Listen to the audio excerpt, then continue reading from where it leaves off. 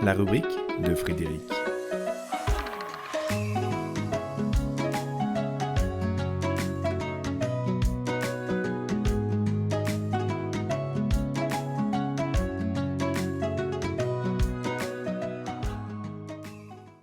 J'en sais rien.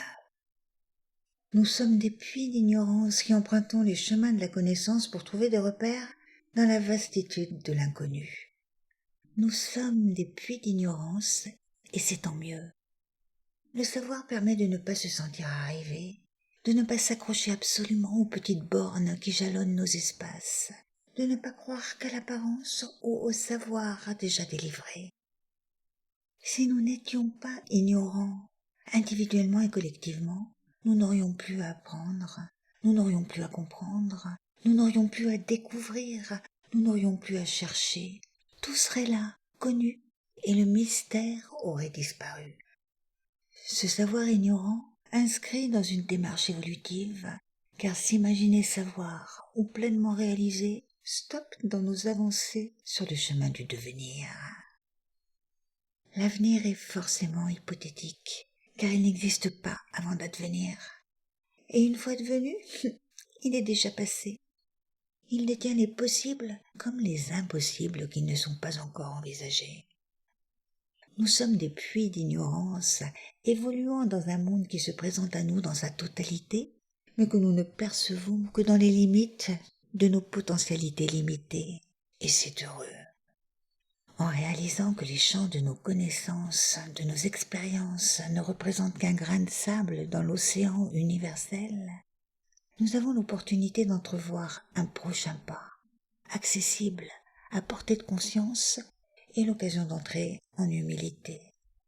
À l'inverse, quand nous nous gorgeons de ce que nous savons pour nous rassurer, pour impressionner, pour exister, ou tout simplement pour nous occuper, nous siégeons au royaume du moi qui coupe du secret de la communauté.